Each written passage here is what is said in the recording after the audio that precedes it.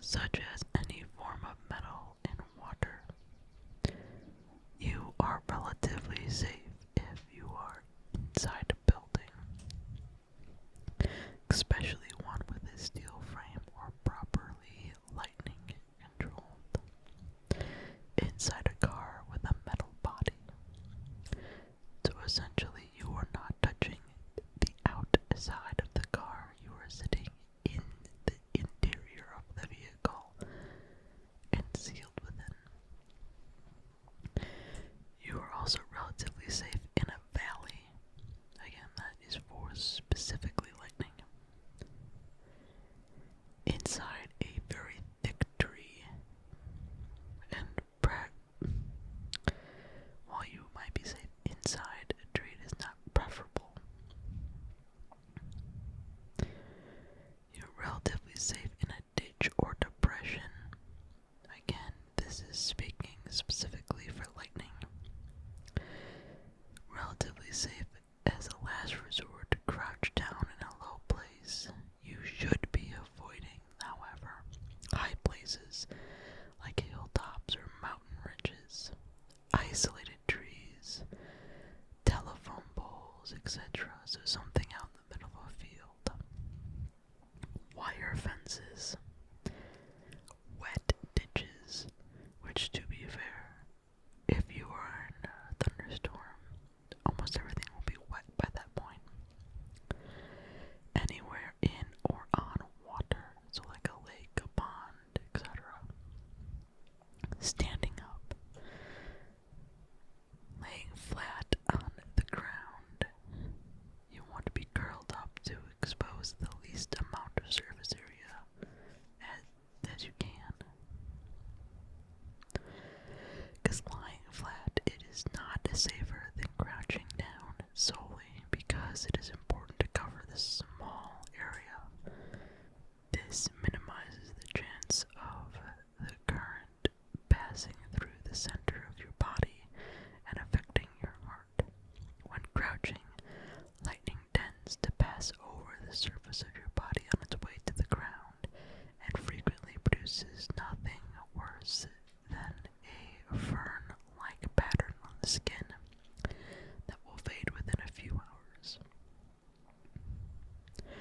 If caught by a thunderstorm when sailing, wrap a length of anchor chain around the shrouds and trail it over the side of the water. This will conduct any stroke that hits the mast straight to the ground. You will be safer than if you were rowing a boat without the mast. It is sensible, however, to avoid handling the halyards if possible. If you're inside a house, you're going to want to disconnect electrical appliances, TV sets, and computers. This nowadays is more in effect for protecting the surge of electricity and thusly damaging your own computers. It can still cause a spark, however, and thusly catch fire if you have older equipment, so it is best in a highly active storm to probably disconnect things. You're also going to want to stay away from windows, doors, and chimneys for almost the same reason. Wind and hail can easily blow out the glass and it'll cut you. Stay away from plumbing. Again, not so much anymore as the insulation, and if you're in a properly grounded home, it'll be perfectly fine.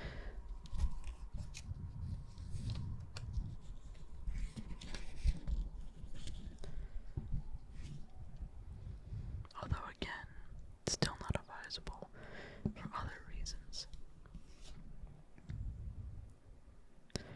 Moving on to tornadoes. The worst tornadoes are produced by the largest and most violent thunderstorms, the so-called supercell storm. In these, unlike the numerous individual cells found in a multi circulation within the clouds becomes organized into a single powerful updraft and two areas of the downdraft on the forward and rear flanks. It is in the region of this intense wind shear between the updraft and the rear flank downdraft that tornadoes develop. The first sign of a tornado is often what it is called a lowering, a massive cloud. A massive cloud below the main cloud base. This may be difficult to see because that area of the storm is frequently obscured by heavy rain and hail. The cloud that forms the lowering, the wall cloud, normally shows obvious rotation and vertical motion as air is drawn up into the main cloud base. A funnel grows down from the center of the wall cloud and then it makes contact with the ground. If a funnel cloud makes contact with the ground, it is then called a tornado. If you see a debris, it's a tornado. The trunk.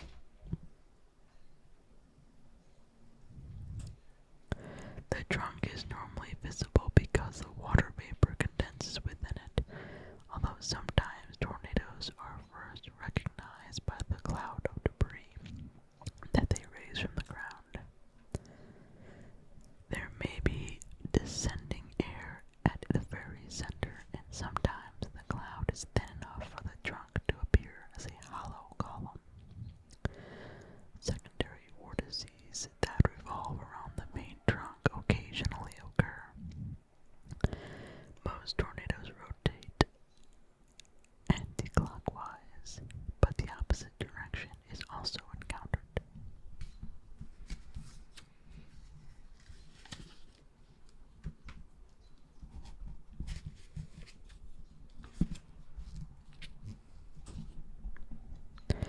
The diameter of tornadoes at the surface may be 100 to 500 meters.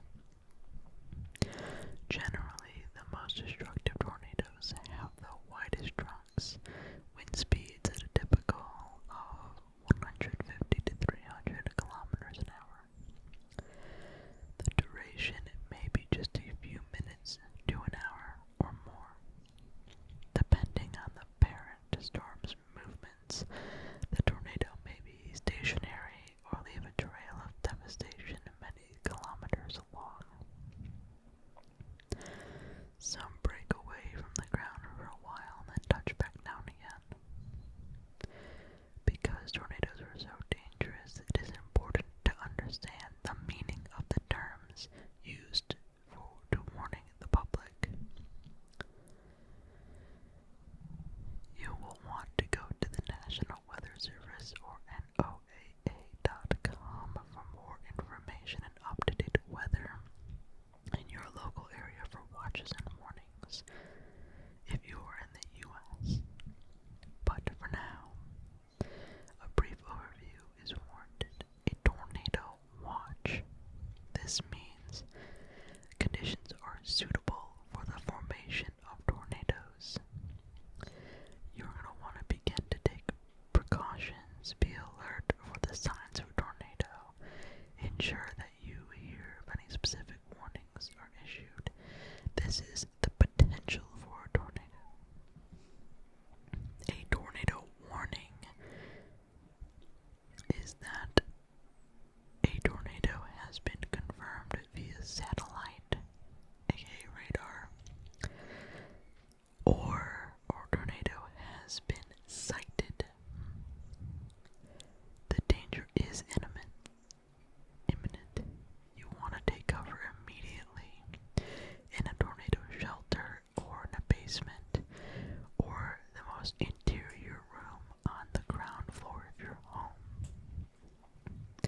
You're going to want to leave your vehicle and put yourself into a ditch if possible if you're on the road. As the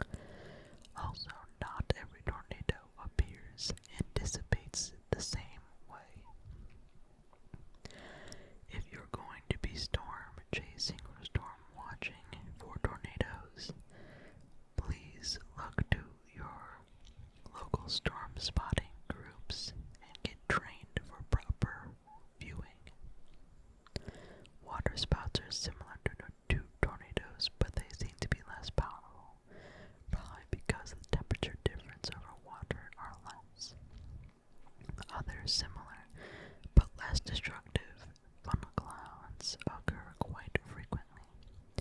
They form, for example, on gust fronts in cold, humid air under rapidly growing convective clouds or beneath cumulonimbus clouds in multi-cell storms. Although the funnel is normally visible, some of these miniature tornadoes, especially on the gust fronts, are invisible and detectable only by a plume of debris and the damage that they leave behind. And many funnels never reach the ground. That is all I have for you in the weather photo guide. If you want to learn more, I highly suggest checking in with your local storm spotting clubs. If you are in the Midwest, I know that there are many out here. And next week we'll be diving into something